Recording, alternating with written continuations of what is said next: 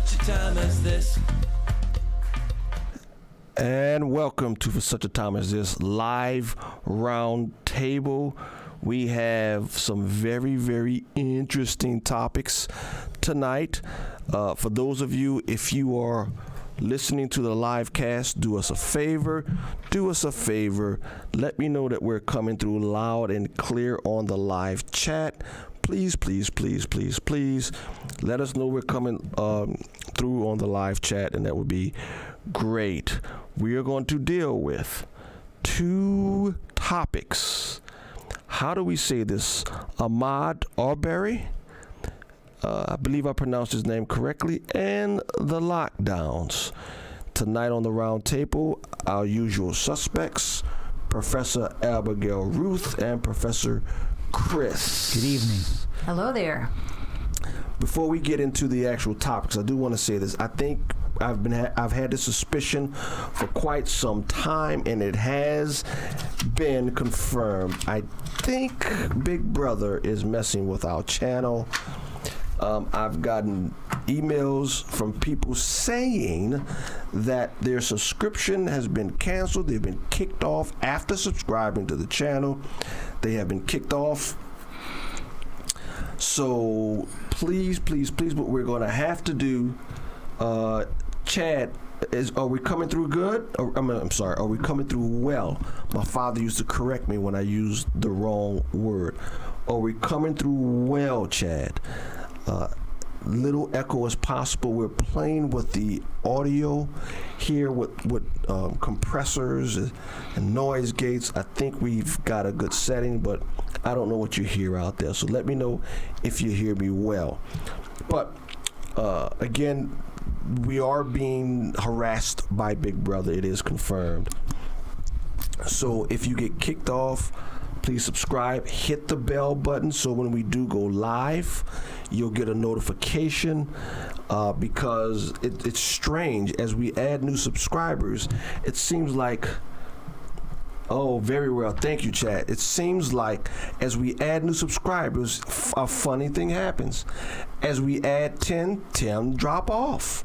If we add 15 drops off. It is, let's just say, bizarre that it seems to be within a give or take 5. As people subscribe, people drop off. So Big Brother is thank you, Santa Clara. You hear us really well. So Big Brother does seem to be taking notice and is messing with our subscriptions. So let's get into it. Ahmaud Arbery, I think I'm saying it correctly. And before we started streaming, I ran across an article in which the father and the son was actually charged. They must have taken it to a grand jury recently, today, and I guess the grand jury came back with charges. So they are going to charge the father, and the son has been charged in the Ahmaud Arbery case. Before we go any further, let's not assume that everyone knows what we're talking about. So can you all do us a favor, Prof. Abby, Prof. Chris, explain to the people who are not familiar with the case, and I think Prof. Chris brought it to our attention, explain to people what's going on in the Ahmaud Arbery case. I actually just saw about it this morning, but it seems that in February, a young man running down a residential street encountered two men in a pickup truck parked on the side of the road. He appeared to jog around the vehicle, and then as he neared the front, and today a video was released of this, and that's kind of today or yes, today or yesterday a video was released, and that really brought this to national attention. Videos always do. I still think of the Ray Rice thing. We knew he punched his girlfriend. Yes, he kept his job. When the video was released, he was kicked out of the NFL. Yeah, so the video always adds more punch to what's being said. But I'm sorry, go ahead. And so the video was shaky, but you could see a man with a shotgun. You could then hear a shot, and then the young man staggers and drops, and was killed as a result of it. And it is sad because you see the young man as he's running away and he staggers and falls. Yes. And that is tragic no matter what the circumstances before was. But this has garnered national attention. It might have been today, Prof. Chris, because, man, you could not turn to a Facebook page and not see this. Friends, longtime friends on Facebook page, I mean, they were commenting on this. Yep. Everybody was commenting on this. Even the esteemed LeBron James, the all-knowing, all-wise person when it comes to politics and world issues, he chimed in and said, we can't walk anywhere. Something to that effect. We are hunted every day. We are hunted every day. We are hunted every day. To which someone responded, LeBron, you are not the we. You are not part of we. Yeah. But anyway, I ran across Officer Tatum. He is pretty popular on social media. He's an African American man who is a conservative and an ex-law enforcement officer. But before we go any further, Prof. Abby, I know you have just looked at this today. What are your initial impressions? Well, I don't think you can really tell much of anything from the video itself. I mean, you can see really? Because people are saying that's definitive.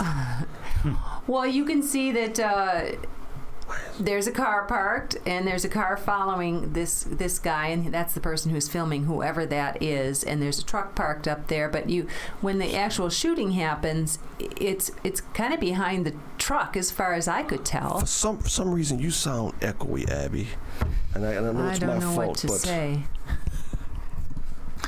Go ahead. Just go ahead. That's fine. So I thought that the video was pretty inconclusive. Go ahead. The video was pretty inconclusive, you say? Yeah, in and of itself, yes, it seemed to me. Well, but that's not the way it's being played. Well, it never is when it comes to race issues. Everybody has an opinion that they are absolutely sure about, and boy, somebody's going to burn. Yeah, that is not the way it's being played. That video is saying it is conclusive. Father and son needs to rot in jail. That's the way most people are taking this video that was released. I think I figured it out. That one's picking it up, and I don't know how to stop that. That's fine. I got it now. But yeah, that's the way it's being taken. That's what's going on right now. I want to play Officer Tatum. I want to get let him chime in because he brings up some good points. We'll put him in the description. If it's not there now, we will play it later. But let me play his take on the incident. Here it is, Officer Tatum. You weren't there. You don't know the full spectrum.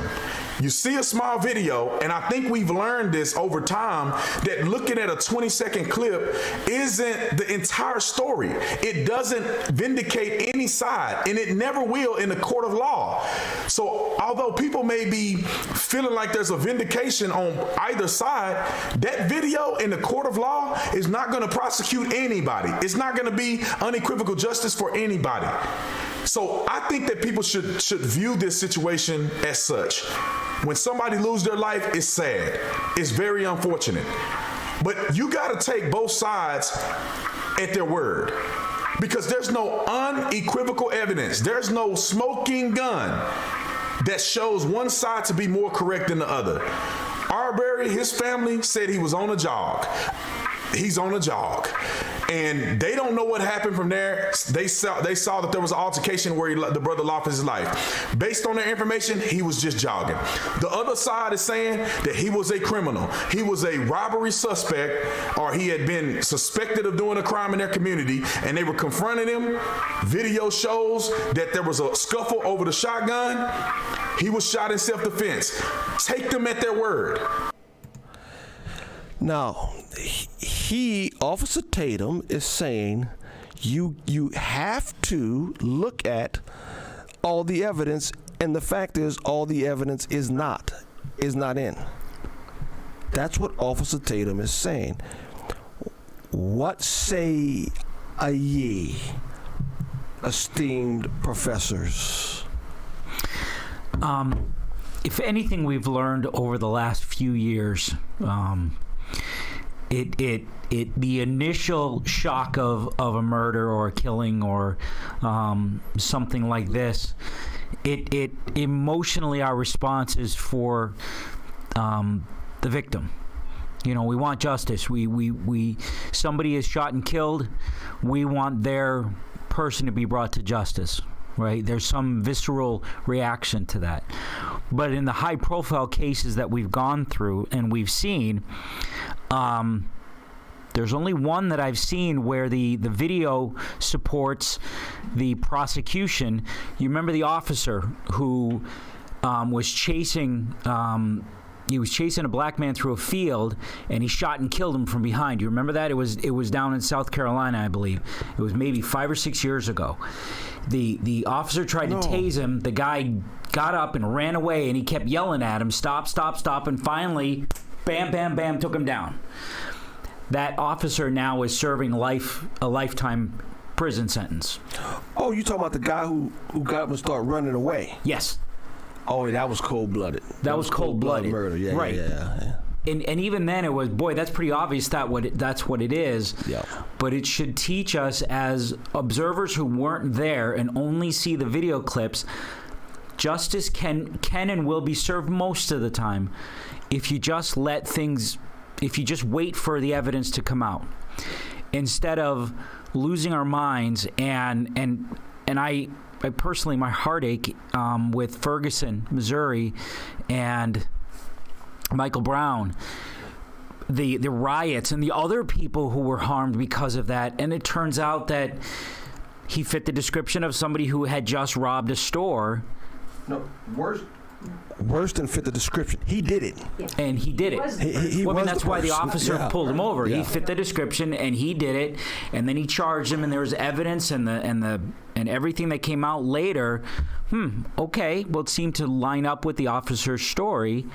Okay, that's unfortunately we're not there anymore, if we ever were there, but we're not there where let's wait for these things and let the justice system do its thing. Well, that was hands up, don't shoot. So that was a turning point where, no, we were not there. If I mean, generally speaking, a lot of, there were a lot of assumptions made, and it with no basis in fact whatsoever. And I think a lot of people really just didn't care because it's social justice, right? They wanted a narrative. In the Michael Brown thing, it was so bad. It was so bad that they were going after the officer, and 13 people had to write letters. 9 of them were black. 13 people had to write letters saying no. He was not just sitting there with his hands up. He was charging that man. He was charging the police officer. And most people forget that. Yeah. There were 13 people who wrote it. 9 were black, saying this white officer is getting railroaded. And that boy was not sitting there with his hands up saying don't shoot. That big 300-pound man was charging the police officer. So in the Michael Brown, I think that's what you're talking about, Prof. Chris, that it was so skewed one way, and they wanted to destroy. And I think that man, even after he was vindicated, left the police police force, and moved out of state. It was so bad. Yeah, it was horrible. So, is the same thing happening here? I couldn't agree more with Officer Tatum. Check your emotions, check your reaction, your visceral, your emotional reaction, and look at both sides. And I agree with what he said. But most people won't. They're not doing that. I know. But I'm just saying I couldn't agree with him more. No. That's the right attitude and the right way of looking at things. Of course, from a former police officer, he's absolutely right. Yeah.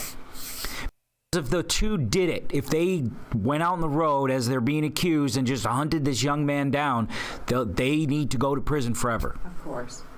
But let's be honest. Let's be honest. It's not as clear cut. When I saw this, I saw the video because it's circulating everywhere. I said, it's over. It's done. Yeah. These guys are gone. But for such a time as this, we actually do our research. And we try our best to bring the facts to bear on every situation. Ladies and gentlemen, boys and girls, it is not as clear cut as just that 20-second video. It's not. There are 2 911 calls. We don't have those clips, but there are 2 911 calls, and it seems to be a third person on the first 911 call is saying that this guy is on video in a place he should not be. Again, this was being reported. I think it's only a day, if at the most yesterday. But the report says, and I heard the 911 call, that there's someone on a 911 call and his name and address has been redacted for privacy use, but it's a different person other than the 2 gentlemen in the truck. It's a third person who calls and says, this guy is out here at this site. They're building a house. He's on the site. He's trespassing, and he's whether he's stealing. I'm not sure exactly what. Did he say he's stealing? But They said he's in the house. Wait. House under construction. Wait, I'm sorry. Say it again. Right. He's in the house that was under construction. He's in the house and under he fits the description of someone on cameras and other over a period of time. Yeah, no, I didn't say fits the script. You said that's the guy. He's on camera multiple times. On multiple cameras. So they're identifying this guy as someone who's in a house that's being built. And they said, and the person says, this is an ongoing problem. This is an ongoing problem. Ongoing situation. This young man is here, and this is an ongoing problem. He's on surveillance tape. Now, people, don't get mad for such a time as this. I know we're emotional here, right? But if there is going to be a trial, this is going to come out. Yes. The tapes will be pulled. He's going to be on tape, and it's going to be what's on those tapes and what is he doing.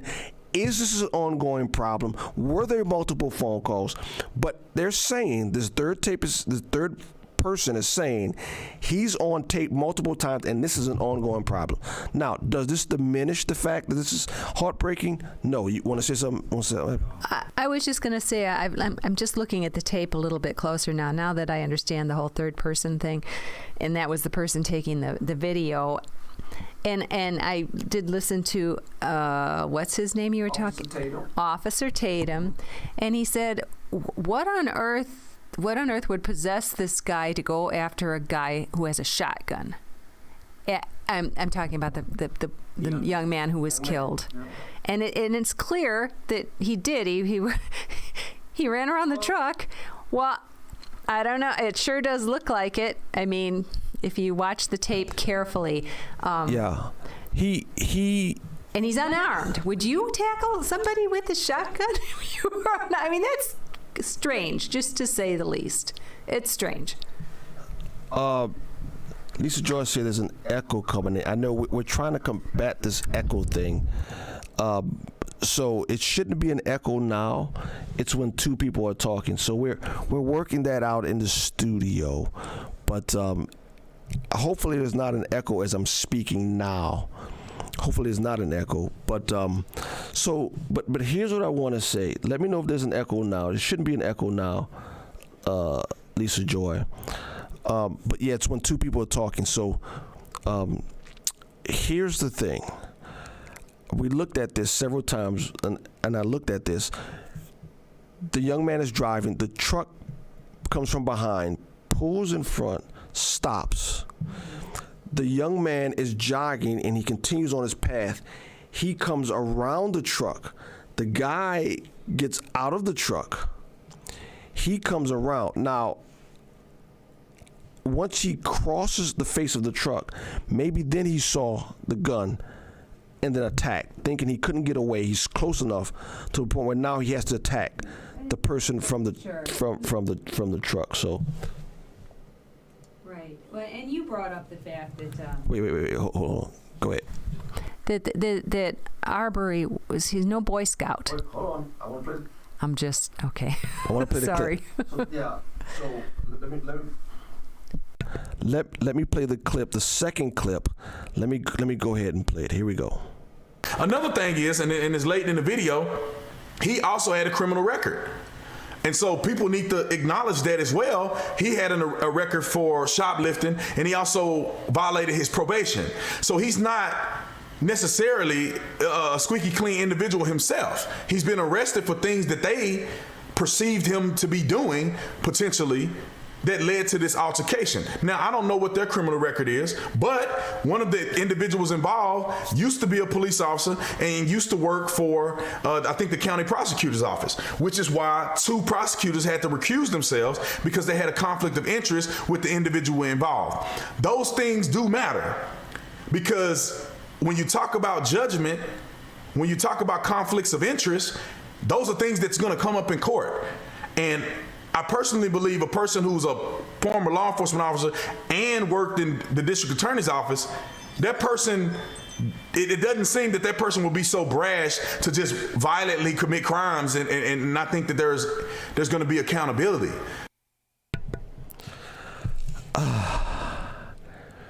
Please give us your input.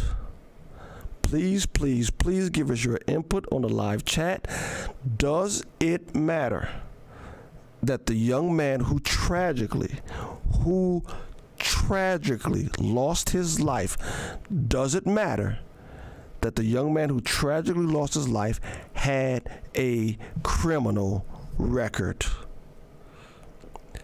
Does it matter? Please, on the live chat, answer that question, please. Does it matter that the young man who tragically lost his life had a criminal record? And does it matter that one of the gentlemen, the father who's in the back of the truck, was a former law enforcement officer? Does that matter? I don't think it necessarily, it doesn't say anything about innocence or guilt as far as this incident where and it is a tragedy that he was killed. There's no question. So it does lend credence to the idea that perhaps that they were right when they called in and they said, we've seen this guy before, we've got him on tape, and that's, it dispels the racism angle, let's put it that way, or it could, because they're going after the guy because they think he's responsible for burglaries in the neighborhood, not because he's black. Yeah. So yeah, but does that matter? But does that? I'm sorry. Oh, I'm sorry. It makes Arbery. It makes it look like, yeah, they might be actually right about him and what he's doing in the neighborhood, and so it wasn't, the motivation wouldn't have been racism. Oh, I got you. You're talking the motivation. The motivation was that he was actually committing a crime, and they were confronting a person who was caught again. This is going to come out in the trial. Just because they were charged doesn't mean justice is done yet. Right. Okay, a grand jury, and you know what they say about grand juries in Chicago. You can indict a ham sandwich if you wanted to, right? So that's Chicago. That's Chicago. But does it matter that he had a criminal record and that his record was shoplifting and breaking parole, which means parole. You don't think you get? Wait, hold on. Go ahead. I'm sorry. Go ahead. You don't end up on parole because of shoplifting, do you? That's a good question. I didn't think about that. Well, it depends on what you were shoplifting, I guess. Okay, I just wondered. I don't know much about these things, I'll admit it. That's a good thing, Abby. Yeah, I mean, it is a good question. We can make assumptions, and I don't want to wade into assumptions, but parole is you're out of jail a little early, Oh, it's out of prison, isn't it? Out of prison. Not necessarily. You can get parole without prison time. Okay. Yeah, you can get parole without prison time. Well, then maybe he did have parole for shoplifting. But usually the first time around of shoplifting is a slap on the hand. You get a fine. Don't do that again. The second time you got to spend time in prison, in jail. And a friend of mine a long time ago, he had a record, broke the windshield wiper off of some girl's car and had to spend 5 weekends, just the weekends, in prison in the local county jail. Kind of weird. But he wasn't out on parole. That's how he had to spend his time. So he was on parole, and he isn't as clean as it sounds he was, just simply jogging down the road. And again, those are speculations, and I totally agree, James. A trial will bring all of these things out. All of it. Yep. The third person, the phone calls. If I'm the defense, hey, we're going to bring these Ring camera images of this young man to show this, to justify why they were doing what they were doing. Absolutely. If that's the fact, and if those are the facts, they'll show up in trial. Not only that, when two men are on trial for their lives, they're going to bring up the fact that he stole a stick of bubble gum when he was in kindergarten.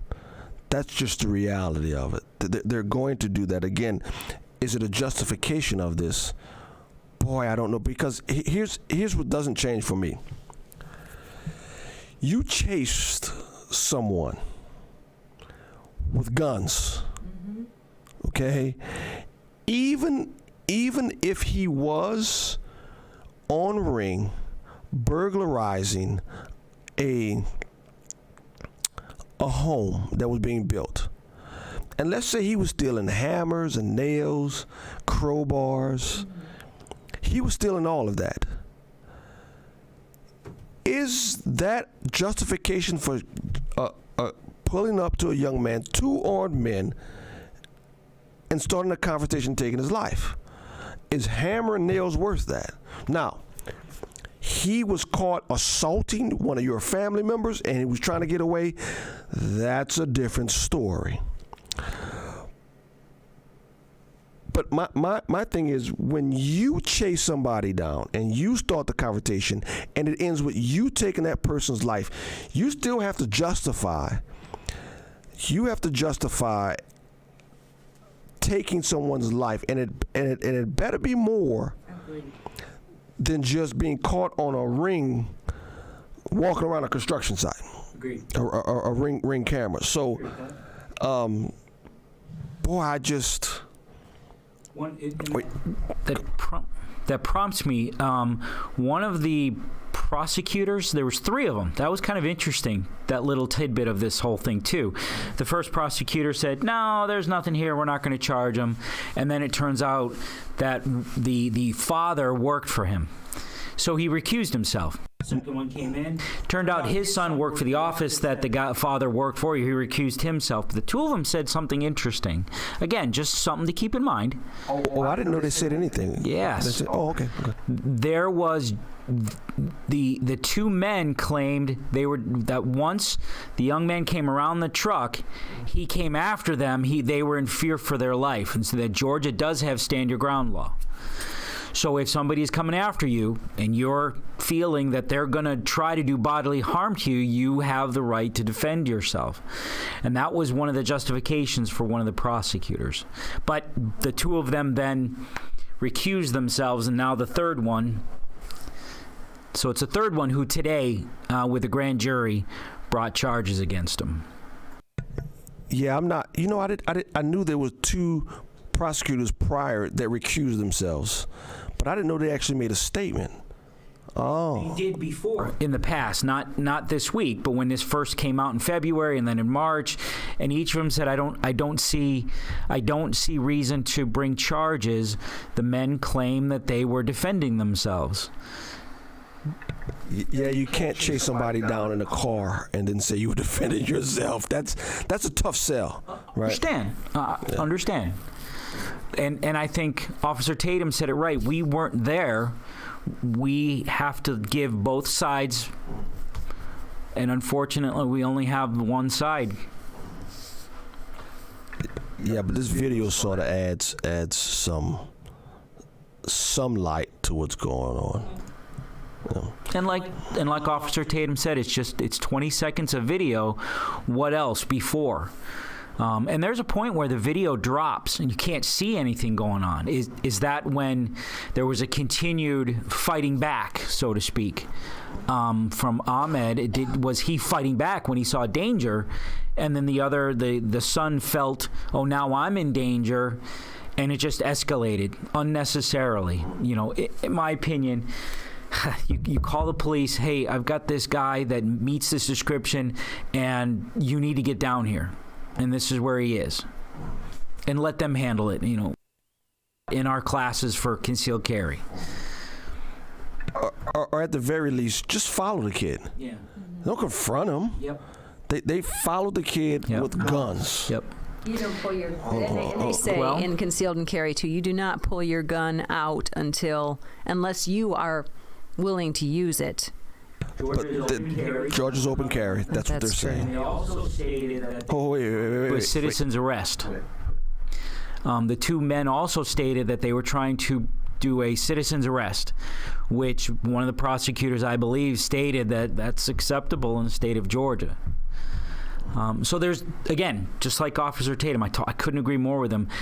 There's other things that need to come out, need to be part of the conversation, just so that we don't go over the top with it and let justice be served. If these men went out of bounds, so to speak, you throw the book at them. I mean, I can't imagine my boy being in that situation. I do want to say this. Professor Lisa Joy put in a question. I'm not an expert, but young people who have trouble with the law are not normally the ones you see, quote unquote, taking a jog. All the details will come out in trial. What say any reaction to?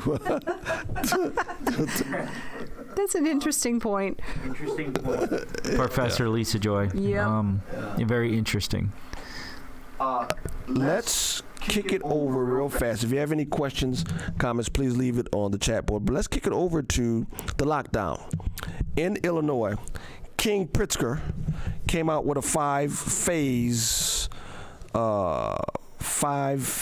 recovery, and Prof. Abby's going to explain to us the wonderful the wonderful phases that our dear Führer has put out for the go ahead, Prof. Chris, you do a quick summary. First phase is to develop the phases. The phases will then implement different phases based on the first phase that we want to put in place. Right? Exactly. Let's let Prof. Abby go ahead. Okay. Well, I have the paper in front of me that apparently the governor put out. So we are actually in phase 2, is what I hear. So non-essential retail stores can reopen for curbside pickup and delivery. All right, and Illinoisans are directed to wear a face covering when outside the home and can begin enjoying, golf and boating and fishing, etc. So, phase 3, manufacturing, offices, retail, barbershops, yay, salons, yay, can reopen to the public with capacity and other limits. With capacity limits, in other words, and safety precautions. Gatherings of 10 people or fewer are allowed. Face coverings and social distancing are the norm. Okay, phase 4, gatherings of 50 people or fewer are allowed. Restaurants and bars reopen. However, if your restaurant needs to seat more than 50 people at a time to stay in business, you are out of luck. Travel resumes. Childcare in schools reopen Prof. Abby, don't question the Führer's wisdom. Please don't. Oh, my gosh. Reopen under guidance from the Illinois Department of Health. Again, face coverings and social distancing are the norm. Finally, Phase 5, Illinois restored. The economy fully reopens with safety precautions continuing. Conventions, festivals, and large events are permitted, and all businesses, schools, and places of recreation can open with new safety guidance and procedures. So let me just translate a little bit of this. So if you have a church of more than 50 people, you have to wait till Phase 5, and let me tell you, each one of these phases lasts a minimum of 28 days, and Phase 5 doesn't come about until we have a vaccine or an effective and widely available treatment. The governor said today that this could take between a year and 18 months. So let that sink in, Illinois. Prof. Abby, you better check the sarcasm in your voice, because the Führer... Big sarcasm. Yeah, the Führer, he may not like that, Prof. Abby. He just may pout and go to Florida. I doubt it. He hasn't even been to Springfield, Prof. Chris, since this whole thing started. So did you? I watched a report of him as well. I believe it was today, if not yesterday, stating, I forgot. It was something that was even more nefarious than this. But you saw that the woman down in Dallas was arrested for opening up her salon. Are you talking about the Führer developing his Gestapo? Want to pay $80 million for his Gestapo? $80 million to hire people to trace people. So if we find out that Professor Abby was tested positive, then he wants to hire people to trace everyone she's been in contact with. Wow. Okay, it gets better. It gets better, because not only is he going to trace you, if you only have one bathroom in your home that will have to be shared with the rest of your family members, you are going to be removed from your home. Yes, sir. How is the Führer going to do that, Prof. Abby? What do you mean? He seems to be able to do anything he wants to. Wait, so if you have the COVID, then he's going to you got to be relegated to your own bathroom or be kicked out of your own home? If you let's say you're there, you have a home with your family, kids, spouse, whatever. And there's only one bathroom, so you have to share it while you have COVID. You can't stay in your own house. You will be removed. Okay, will be removed. That's the part I'm not understanding. Is that why he needs the $80 million for his Gestapo? Are they going to come to your house, check how many bathrooms you have, and remove you from your own home? How does the Führer enforce that? That doesn't make sense. How does the Führer do this? Hold on. Go ahead. None of this makes sense. I don't know what to say. It's astonishing. The whole thing is amazing. Santa Clara puts up there and says, that is crazy. Phase 5, yikes. Santa Clara, I think I'm pronouncing that right. Are you in Illinois? Or are you sharing our pain, or are you just looking at our disaster from afar? That's what I want to know. Looking from afar. Yes, for your sake.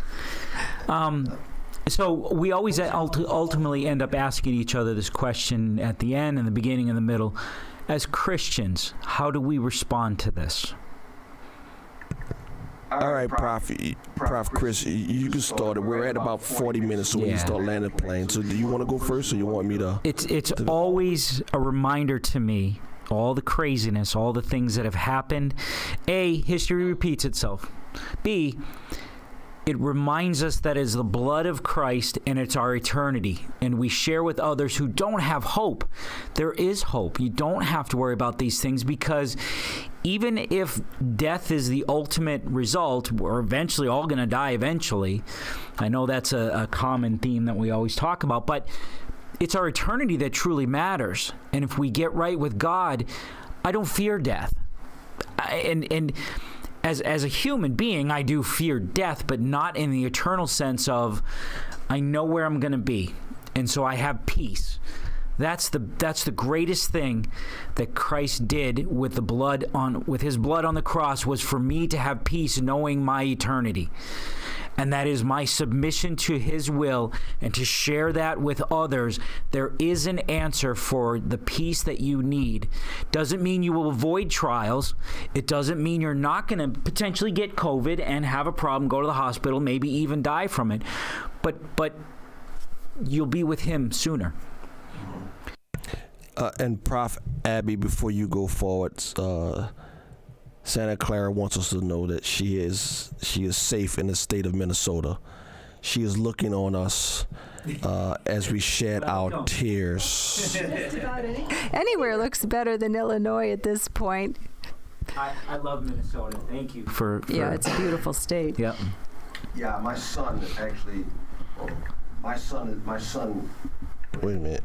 There you go. My son actually is graduating from Crown College in St. Bonifacius, Minnesota. So yeah, we've been traveling to Minnesota for the last 4 years, and I think he's going to stay up there. Prof. Abby, do you have anything else to say as we land this plane? Well, I mean, obviously everything that Chris said is true. But the question for me always is, so what do I do between now and the time I go see the Lord? You know, what does he want us to do? Because I feel that in this situation, there are so many people being hurt. I mean, people are being sent into poverty, literally being sent into poverty. Yep. So, okay, so we can say, yeah, we're going to heaven. I'm not afraid of getting COVID. Let's share the gospel. Okay, as far as that goes. But do we do anything else? Do we speak out? Do we show up at the protest? Do we have church? You know, there are whole other... There's a bunch of other questions between now and then. So, yeah. What's your answers?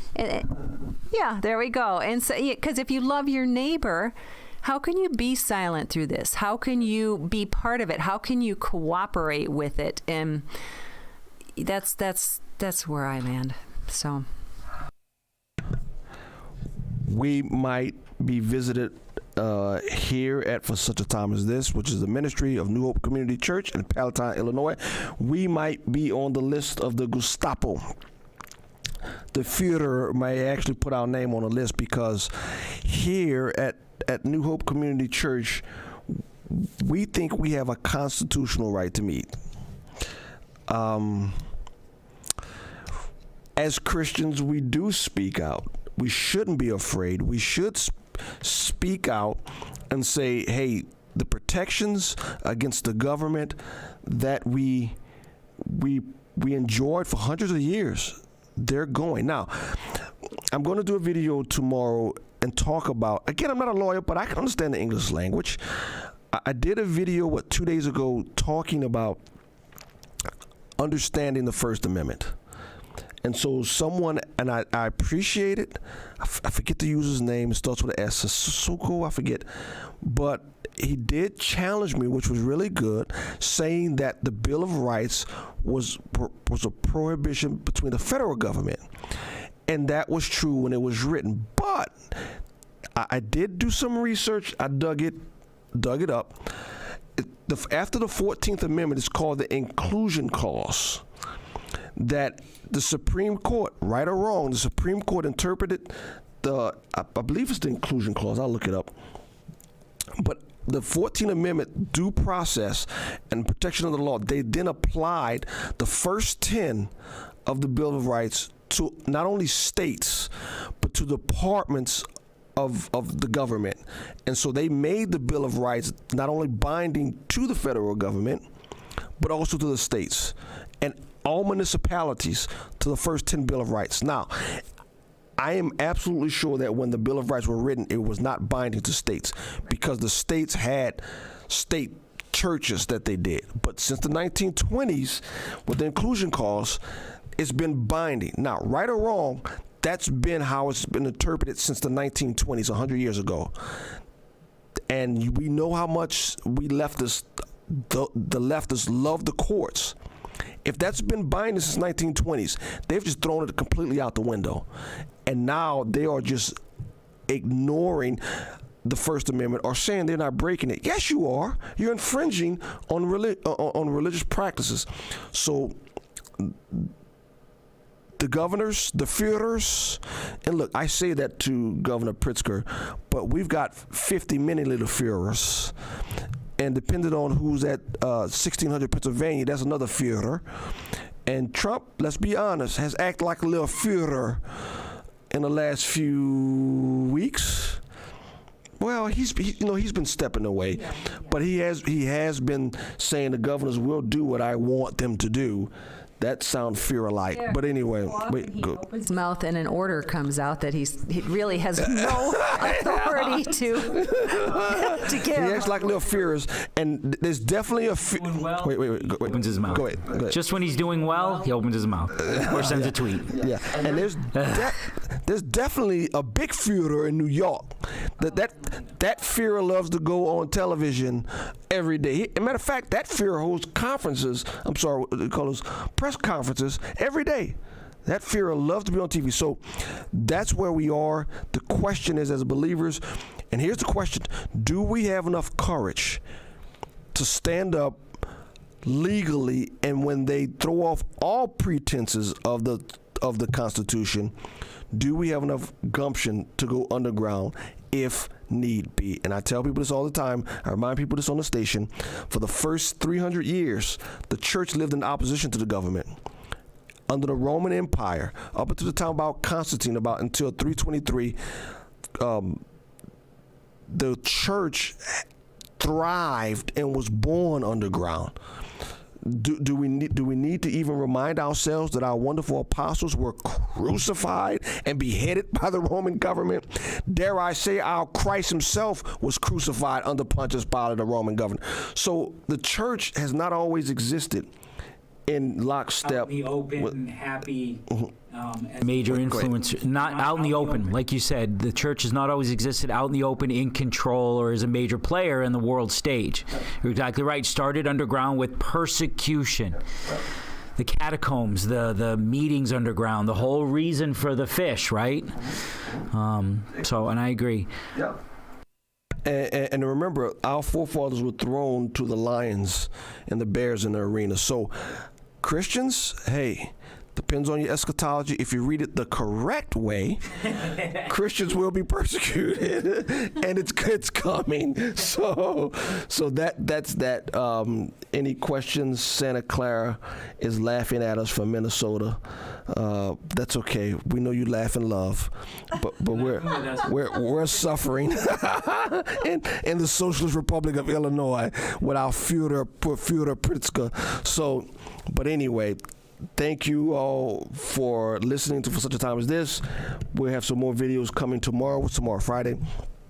So we've got some more videos coming tomorrow. But thank you for listening. God bless. Anything else as we log off? Everyone have a great night. Thank you for listening and sending in questions and comments. Yep. Thank you. Good night. Good night. Good night.